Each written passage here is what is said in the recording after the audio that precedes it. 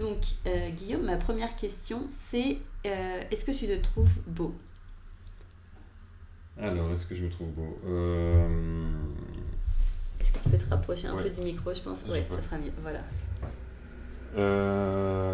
Je ne pense pas porter un jugement. Enfin, je ne m'auto-porte pas de jugement physique. Euh, je crois que je suis content et puis. Euh, comment dire? J'ai oublié le mot. Attends, ça va revenir. Enfin, je suis content de ce que je représente, je pense. Enfin, je suis assez confortable avec moi-même. Je suis pas capable de dire, je suis pas capable de dire que je suis beau ou laid. Je pense que ça correspond qu'au regard des autres. Enfin, c'est plus facile de porter un jugement aux autres qu'à soi-même, je pense, d'un point de vue de critères physiques. Un jugement dans tous les sens, hein, pas forcément un jugement négatif. Ça peut être un jugement très positif. Mais alors envers soi, c'est différent parce qu'en fait on se voit tous les jours, tout le temps. Et puis vivre dans un corps, c'est pas la même chose que d'en regarder un, je crois. Ok, très bien, merci. Comment est-ce que, justement, comment est-ce que tu fais pour t'approprier ton corps? Déjà, je pense que par définition, chacun s'approprie son corps, peu importe la manière dont la personne vit. Comment je fais moi pour m'approprier mon corps? Le schéma classique, c'est je me réveille le matin, je vais faire pipi, je vais boire le café, je mange deux trois cookies. Non, comment j'approprie mon corps? Je pense que le corps évolue, peu importe ce qu'on fait, quand on grandit, quand on vieillit, quand on est malade, quand on se fait mal. Et donc en fait, je pense que approprier son corps, c'est juste l'accepter. Enfin, moi, c'est un peu mon cas, je pense que j'accepte mon corps tel qu'il est.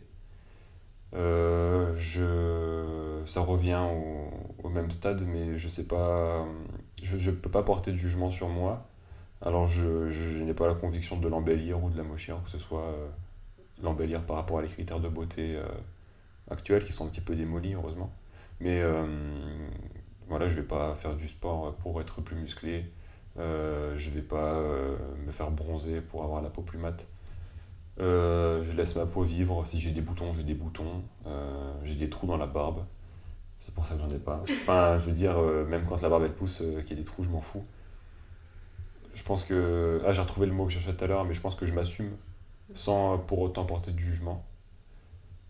Parce que si on ne s'assume pas et qu'on se porte des jugements, comment on peut vivre, si on n'arrive pas à vivre avec soi-même, comment vivre avec les autres? Et du coup, je pense qu'il faut juste se sentir à l'aise dans son propre corps.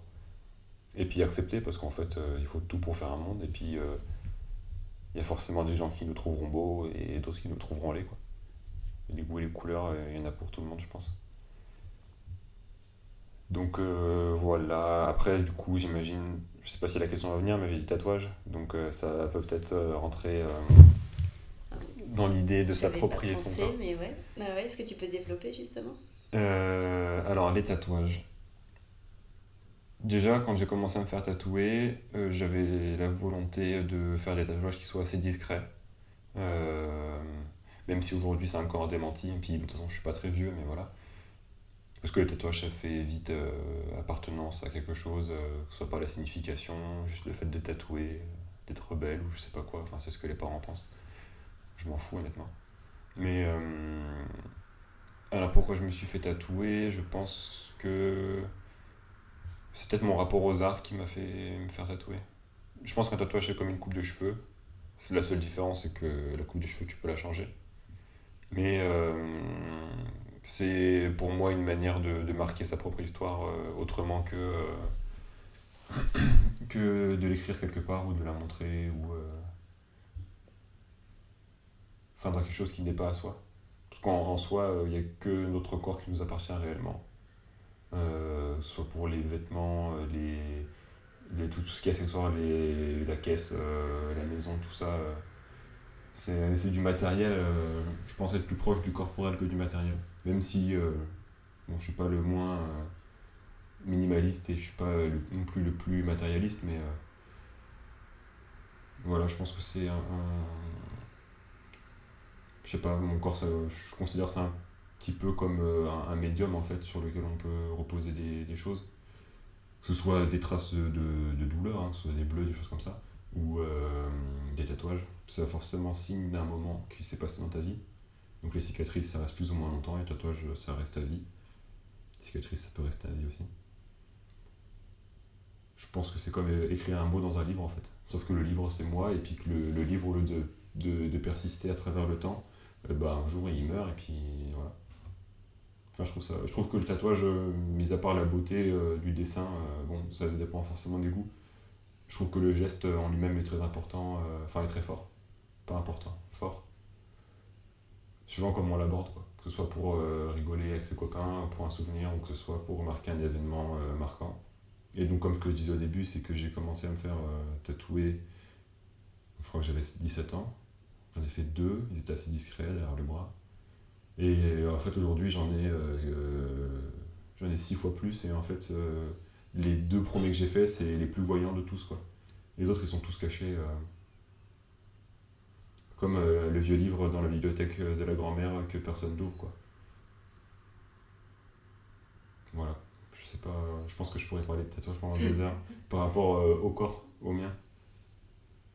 Parce que on est forcément plus à l'aise avec son corps quand on l'accepte qu'avec celui des autres.